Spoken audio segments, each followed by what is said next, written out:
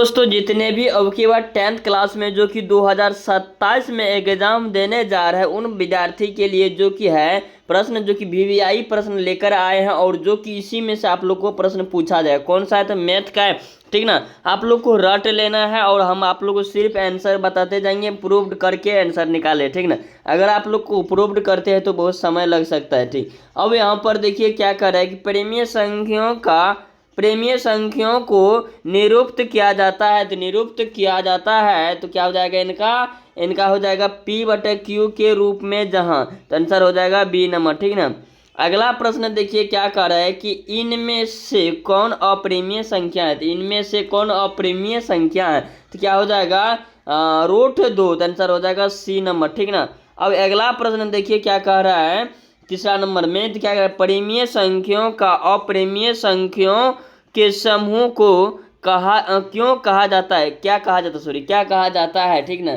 तो क्या कहा जाता है तो वास्तविक संख्या कहा जाता है, तो आंसर हो जाएगा ए नंबर, ठीक ना। आप लोग को ऑब्जेक्टिव जितने भी प्रश्न मिलेगा सारा आप लोग को रट लेना है A to Z, ठीक ना। अब यहाँ पर देखिए क्या करा है इनमें से कौन अप्रिमेय संख्या, इनमें से कौन एक अप्रिमेय संख्या है तो क्या हो जाएगा इनका 4 का, ठीक ना।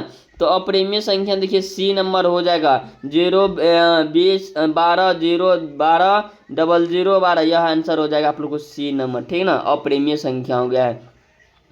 अब यहाँ पर देखिए क्या कह रहा है कि 5 नंबर में घात 1 के बहुपद को कहते हैं। तो बहुपद एक बहुपद को कहते हैं तो क्या हो जाएगा इनका 5 का, ठीक ना। तो 5 क्या हो जाएगा रेखिक बहुपद हो जाएगा, क्या हो जाएगा रेखिक बहुपद, ए नंबर करेक्ट आंसर हो जाएगा।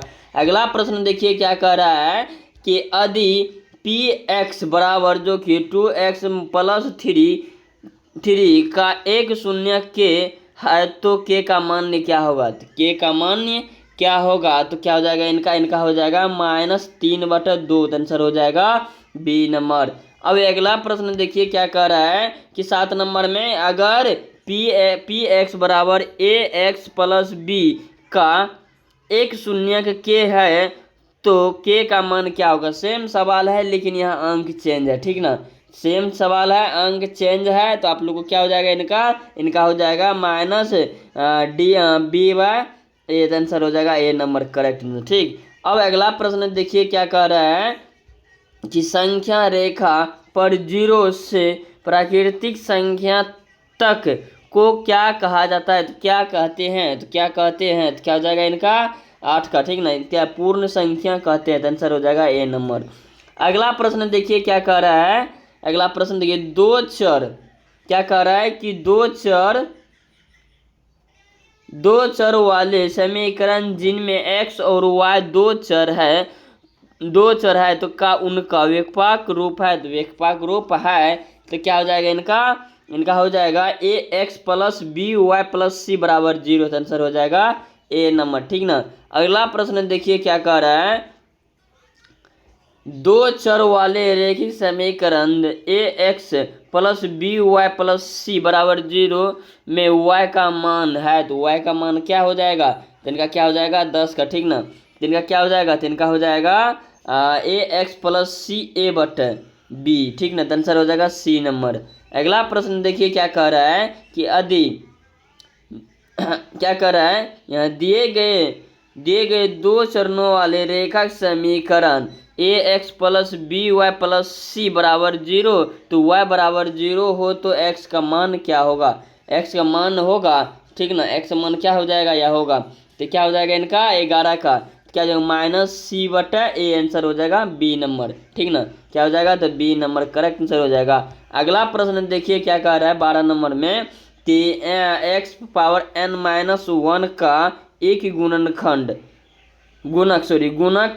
x + 1 है तो x का मान निश्चित रूप से, ठीक ना। इनका क्या हो जाएगा 12 का, ठीक ना। इनका हो जाएगा एक समपूरक है, तो आंसर हो जाएगा ए नंबर। अगला प्रश्न देखिए क्या कह रहा है कि द्विघात समीकरण 2x² - 4x + 3 = 0 का तो विवेचक होगा। तो विवेचक यहाँ पूछ रहा है तो क्या हो जाएगा विवेचक इनका क्या हो जाएगा इनका हो जाएगा -8, आंसर हो जाएगा सी नंबर। अब अगला प्रश्न देखिए क्या कह रहा है कि द्विघात समीकरण के मूलों का योग का मान क्या है, जबकि समीकरण x square plus 2x plus 3 बराबर जीरो। तो क्या हो जाएगा इनका हो जाएगा -2। आंसर हो जाएगा ए नंबर। अगला प्रश्न देखिए क्या कह रहा है कि यदि mx² plus 2x plus m बराबर 0 के दो मूल्य वास्तविक हो यदि, तो होंगे तो यदि, तो क्या हो जाएगा इनका 15 का, ठीक ना। 15 क्या हो जाएगा m बराबर प्लस माइनस 1। आंसर हो जाएगा सी नंबर। अब अगला प्रश्न देखिए क्या कह रहा है एपी में, तो 16 नंबर में एपी 3, 13, 23, डॉट का स्वर अंतर क्या हो जाएगा इनका 16 का, ठीक ना। तो 16 क्या हो जाएगा, तो यहाँ पर देखिए 10 हो जाएगा आंसर। करेक्ट आंसर हो जाएगा 10 सी नंबर। अगला प्रश्न देखिए क्या कह रहा है, अगला प्रश्न 17 नंबर क्या कह रहा है, समांतर CD 3, 8, 13, 18 डॉट का कौन सा पद 78 से 78 है, तो क्या हो जाएगा इनका 17 का, ठीक ना। तो इनका हो जाएगा 16वां पद। आंसर हो जाएगा ए नंबर।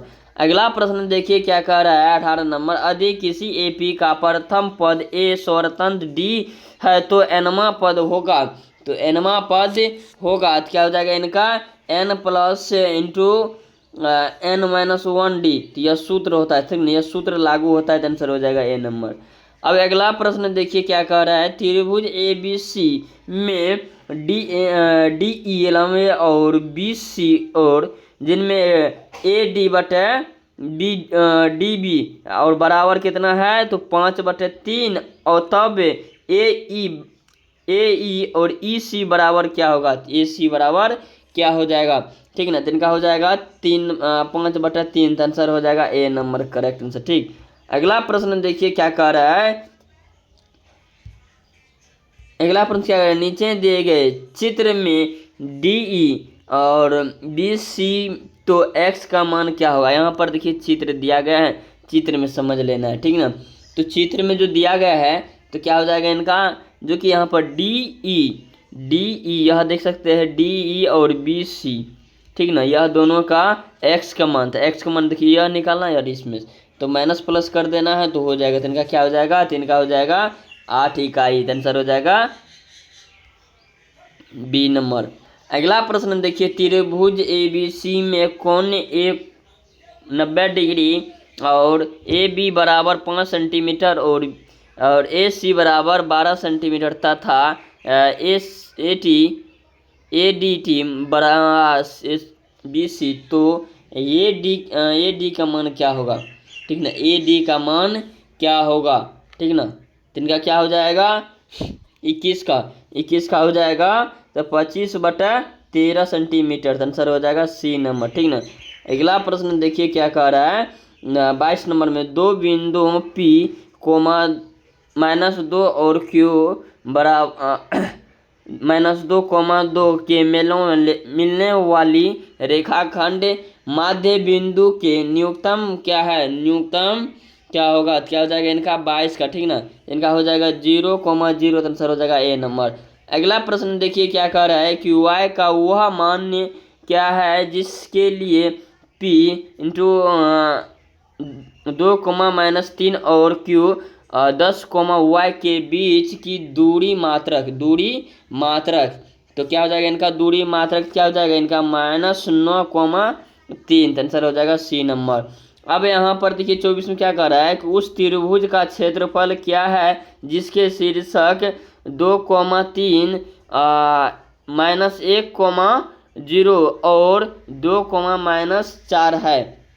तो इनका क्या हो जाएगा 24 का, ठीक ना। 24 का ए नंबर हो जाएगा 11/2। आंसर हो जाएगा करेक्ट आंसर हो जाएगा ए नंबर।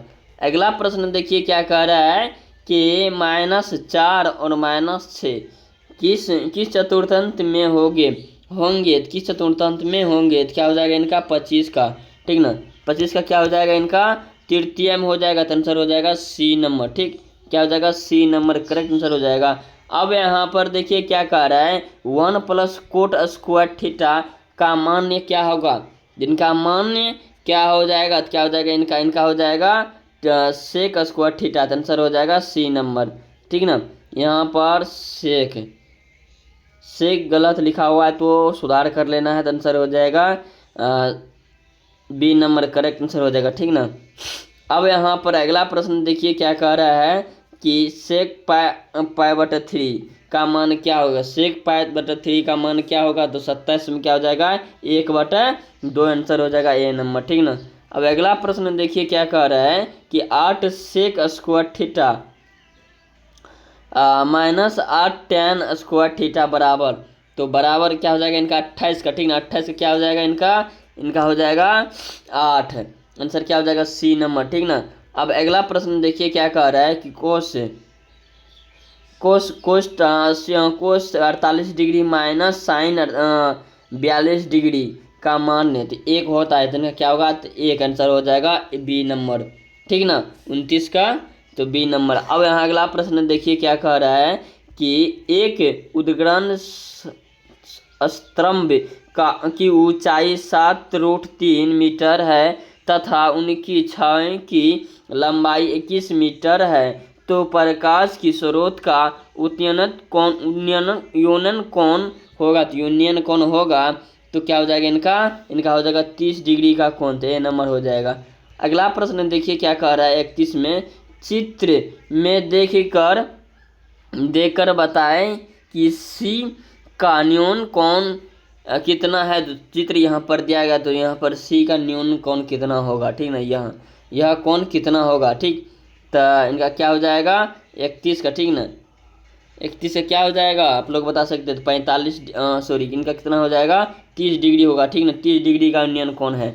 अब अगला प्रश्न देखिए क्या कर रहा है 32 में, 6 सेंटीमीटर त्रिज्या वाले वृत्त के केंद्र से 8 सेंटीमीटर दूरी स्थित एक बिंदु से वृत्त पर खींची गई रेखाओं की लंबाई होगी, तो लंबाई होगी तो क्या हो जाएगा इनका हो जाएगा 2√7 सेंटीमीटर, आंसर हो जाएगा सी नंबर, ठीक ना।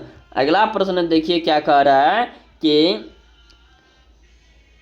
33 जीरो केंद्र वाले वृत्त के बिंदु P पर और पी क्यू स्पर्श रेखा है यदि क्यू एक समविकृत त्रिभुज समबाहु त्रिभुज हो तो कोणीय ओ क्यू पी बराबर होगा, तो ओ पी क्यू बराबर होगा तो क्या हो जाएगा इनका 33 का, ठीक ना। 33 क्या हो जाएगा, तो इनका हो जाएगा 45 डिग्री, आंसर हो जाएगा बी नंबर। अगला प्रश्न देखिए क्या कह रहा है कि 34 में किसी त्रिभुज की 3 भुजाओं की अंत स्पर्श करने वाले वृत्त को क्या कहा जाता है, तो क्या कहा जाता है, तो क्या हो जाएगा इनका अंतवृत्त। अब यहाँ अगला प्रश्न देखिए क्या करा 35 में, फिर क्या कर किस ब्रह्म बिंदु से वृत्त पर कितनी स्पर्श रेखा खींची जा सकती है, तो जा सकती है तो क्या हो जाएगा 35 का, तो 35 का हो जाएगा 2, तो आंसर हो जाएगा सी नंबर, ठीक ना। अब अगला प्रश्न देखिए क्या कह रहा है किसी वलिया की बाहरी और भीतरी त्रिज्या क्रमांक 4 सेंटीमीटर और 3 सेंटीमीटर है, तो इनका क्षेत्रफल क्या होगा, इनका क्षेत्रफल क्या होगा, क्या हो जाएगा इनका 22 सेंटीमीटर स्क्वायर, आंसर हो जाएगा ए नंबर।